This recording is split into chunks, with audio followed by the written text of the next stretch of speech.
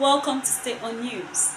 I am your host, Mary, and today I will be taking us on the headline that says Central Bank Governor Suspended.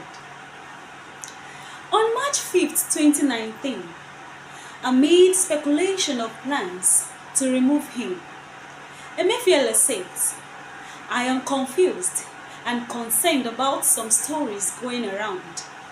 As you can see, I am doing my work and my tenure expires in June." Now, Godwin Emefiele has been suspended. Does this come as a surprise to Nigerians? To many, the answer is no. Only a few may say yes. Let us understand the person of Godwin Emefiele and the events surrounding his regime and subsequent suspension.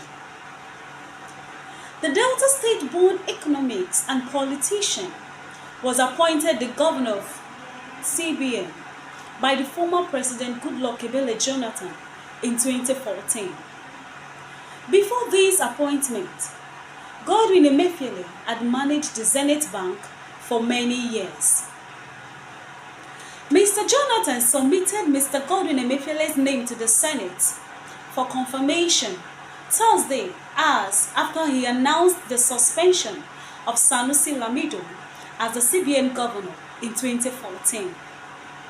Thus, Mr. Godwin becomes the 11th central bank chief and the 10th indigenous governor. In 2019, President Muhammadu Buhari reappointed Godwin Emefiele in a letter to the Senate, which he titled Renewal of the Appointment of Godwin Emefiele as the Governor of the Central Bank of Nigeria. If Emefiele had done so well to earn his reappointment, what then has gone wrong so soon? There are always two sides to every coin. A look at some of the key achievements of the former governor revealed that Africa's biggest economy has recorded significant growth in bank credit to the private sector by 92.79% year-on-year to 32.64 billion naira in June 2021 from 16.93 billion naira in June 2014, when Emefiele became the governor of the CBN. The huge increase in banks' credit growth was driven by the policy of loan-to-deposit ratio, which the CBN, under the leadership of Emefiele, introduced in September 2019. Under Emefiele's lead, the Central Bank's development finance initiatives, the bank granted 756.51 billion naira to 3,734,938 smallholder farmers cultivating 4.6 million hectares of land.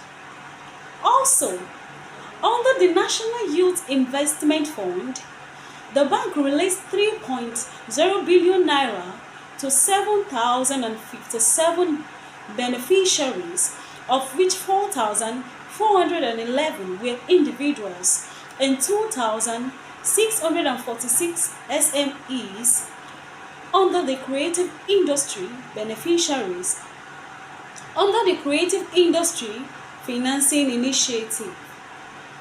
3.22 billion naira was disbursed to 356 beneficiaries across movie production, movie distribution, software development, fashion, and IT verticals. The release of 923.41 billion naira to 251 real sector projects, of which 87 were in light manufacturing, 40 in agro-based industry, 32 in services, and 11 in mining. 98.41 billion naira was disbursed to 103 healthcare projects, of which 26 are pharmaceuticals and 77 are in hospital services. plus 232.54 million naira was disbursed to 5 beneficiaries under the CBN Healthcare Sector Research and Development Intervention Scheme for the development of testing kits and devices for COVID-19 and Lassa fever. 36.04 billion naira was disbursed to 17 meter asset providers to 9 discos for the procurement and installation of 657,562 electricity meters on the Nigerian Electricity Market Stabilization Facility. On the other hand, state-owned news also gathered from several sources. The suspension of the state governor, who is referred to as Emperor by several bankers, due to the imperial way he ran the monetary affairs of the country, is being interpreted as the latest move of President Tinubu to sanitize monetary policy. Under Emefiele, Nigeria has operated a multiple exchange rate system that has sowed confusion among foreign investors and starved the country of dollars. The practice drew the criticism of President Tinubu, who used his inauguration speech to call for its end. Fixing the broken foreign exchange market in Nigeria is seen as a crucial step in attracting foreign investment back to Africa's largest economy. But for many investors, Emefiele's removal as CBN governor was just as crucial. Emefiele's suspension is likely to now pave the way for a market reflective official exchange rates that will be followed by a narrowing of the wide gap between the official and parallel market rates, according to some analysts who spoke with Emefiele's relationship with Tinubu's predecessor, President Muhammadu Buhari, was quite the opposite. Emefiele's tenure, which began under former President Goodluck Jonathan in 2014, has been characterized by an unprecedented rise in inflation and a collapse in the value of local currency. Nigeria's headline inflation went from 8% when Emefiele first assumed office as the governor in 2014 to as high as 22% as of April 2023, according to NBS data. It was under his watch that the CBN violated its law by giving the government more loans than the law permitted, thereby stoking the inflation he was trying to curb. The CBN's loan to the government, otherwise known as Ways and Means, jumped from 790 billion naira in May 2015 to 23.7 trillion naira in 2022. Between 2021 and 2022, the CBN's loan to the government went from 17.5 trillion naira to 22 trillion naira, which means some 4.5 trillion naira was added in 2022. That is almost at par with the total revenues earned by the government for the whole year, when the figure should never exceed 5% of public revenue, according to the CBN Act.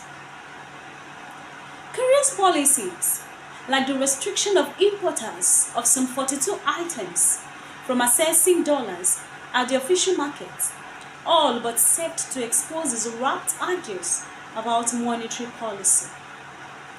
It resulted to suppressing demand for dollars when the expectation was for him to seek ways to improve the dollar supply. Even when his policies fell flat on their face, no one could hold him to account. The bankers never criticized or questioned him, not even when he would routinely debate them for breaching a rigid lending guideline that required them to lend 60% of customers' deposits. He is the emperor. The banks were also subjected to one of the highest cash reserve ratios in the world at an effective rate of around 40%. Despite being unable to do business with as much as 40% of total customers' deposits, the bank has never openly challenged him, preferring to speak to the media off record instead. His time as governor has also coincided with an increasing lack of transparency at the Apex Bank, which has not published its financial results since 2018. In an unprecedented move by any chief of the Nigeria Apex Bank, Godwin Emefiele ventured into partisan politics against the dictates of the Central Bank Act, which provides that the occupant of the governor's position must remain apolitical and independent at all times to preserve the non-partisan posture of the bank. In May 2022, Emefiele drew public outrage when it emerged that he was seeking to replace President Muhammadu Buhari in the 2023 presidential election. What started as a rumor when campaign posters of the bank chief flooded the capital city of Abuja soon gained breath when a group of alleged rice farmers purchased the presidential form of the All Progressive Congress for the CBN governor. In a series of tweets via his verified account, Emefiele rejected the presidential form. In a series of tweets via his verified account, Emefiele rejected the presidential form and declared he has no intention to contest. But in a quick twist, Emefiele filed a lawsuit at the Federal High Court in Abuja, seeking an order from the court directing the electoral body and the office of the Attorney General not to stop him from contesting the presidential position. The court stepped down the request but invited a duo to make the formal presentation on why Emefiele's request should not be granted.